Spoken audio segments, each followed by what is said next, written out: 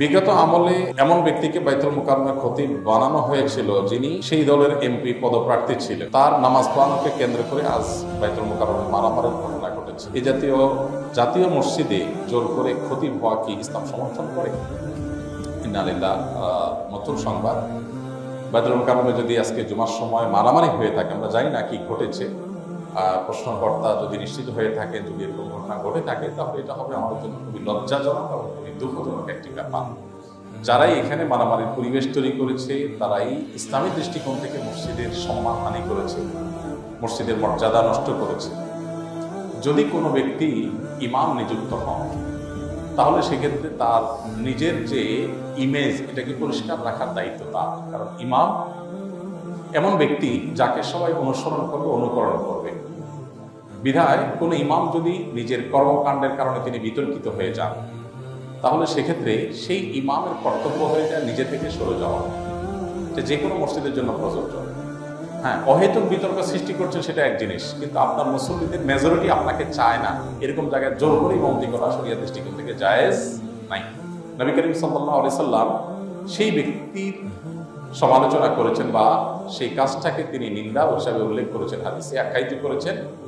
যদি কোনো ব্যক্তি ইমামতি করেন অথচ তার মুসল্লিরা তার উপরে কারিক বা নাখোশ, মুসল্লিরা তাকে চায় না, তারপরে তিনি জোর করে ইমামতি করতে চান, এই ইমাম কখনো ভালো মানুষ হতে পারে না এবং এই কাজটা কখনো ভালো কাজ হতে পারে না। নবী করিম সাল্লাল্লাহু আলাইহি ওয়াসাল্লাম হাদিসে এই কাজটি খারাপ হওয়ার ব্যাপারে আলোচনা হয়েছে। অতএব এইরকম পরিস্থিতিতে জোর করে আমাকে ইমামতি করতে হবে, খতিব করতে হবে, এটা একেবারেই ন্যাক্কারজনক। এবং বিশেষ করে জাতীয় মসজিদের মতো জায়গা, যেখানে আসলে গোটা দেশের মানুষ যেটার দিকে তাকিয়ে থাকে, যেখান থেকে শেখার চেষ্টা করে, সেখানে এরকম ঘটনা যদি হয়ে থাকে সেটা খুবই দুঃখজনক এবং মনোবিপ্রেত ঘটনা হওয়া উচিত না। মসজিদের আদব লেহাজ আমাদের সবাই বজায় রাখা উচিত, সবাই। কোনো যুক্তিতেই মসজিদে মারামারি, কোনো যুক্তিতেই যে মসজিদই হোক, সেটা গ্রহণযোগ্য না। আল্লাহ তাআলা আমাদেরকে হেদায়েত দান করুন।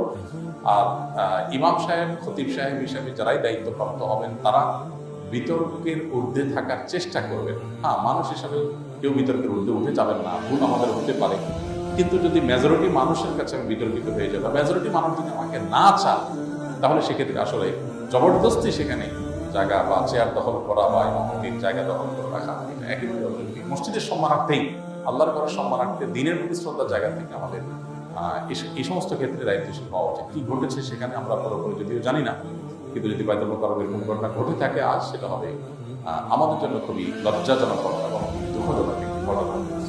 কিছু কিছু মানুষ, কিছু কিছু পথ, এগুলোতে যদি আমরা সচেতন সতর্ক না হই, আমি যদি কোনো প্রচলিত রাজনৈতিক দলের কোনো একটা, যেখানে বিতর্ক আছে, যেটা নিয়ে এদেশে দ্বন্দ্ব আছে, চিরন্তন দ্বন্দ্ব এদেশে অব্যাহত, কোনো একটা দলের অনুসারী আমি খুল্লম খোলা সে দলের অনুসরণ করেছি, অথচ আমি আবার সবার ইমামতি করতে চাই, তাহলে সেক্ষেত্রে মানুষজন যদি অন্তত সেটাকে ভালোভাবে না নেয়, তো আমি ব্যক্তিগতভাবে মনে করি যে এটা আসলে ধরে রাখা উচিত না। এখানে দায়িত্বশীলতার জায়গা আছে। আবার যদি লোকজন সাথে নিয়ে এসে, ক্যাডার নিয়ে এসে, অনেক মসজিদ এরকম হয় যে সাথে ক্যাডার নিয়ে আসলাম, এনে মসজিদ দখল করলাম, খুবই লজ্জাজনক অধ্যায় এটা। ক্যাডার নিয়ে দখল করাটা যেরকম লজ্জাজনক, ক্যাডার নিয়ে উৎখাত করাটাও লজ্জাজনক। এগুলো পুরোটাই আসলে আল্লাহর ঘরের শানের সাথে যায় না, আল্লাহর ঘরের প্রতি আদব লেহাজের খেলাফ। আমরা এই ধরনের ঘটনা যদি ঘটে থাকে, তাহলে আমার মনে হয় খুব নিকৃষ্ট একটা উদাহরণ তৈরি হলো বাংলাদেশে। আল্লাহ তাআলা আমাদেরকে হেফাজত করুন। এর সাথে যারা জড়িত আছে তাদের সবাই আইনের আওতায়, বিচারের আওতায় আনা উচিত। যে আল্লাহর ঘরের সম্মানহানি, জাতীয় মসজিদে বিশৃঙ্খলা সৃষ্টি, এটা কোনোভাবে গ্রহণযোগ্য হতে পারে না। দলবল নিয়ে, আপনি লোকবল নিয়ে, ক্যাডার বাহিনী নিয়ে এসে মাস্তানি করবেন, এই মাস্তানির জায়গা অন্তত আল্লাহর ঘরে মাস্তানি কোনোভাবে করতে পারে না। এর বিরুদ্ধে সর্বোচ্চ ব্যবস্থা গ্রহণ করা উচিত। আল্লাহ তাআলা আমাদেরকে হেদায়েত দান করুন।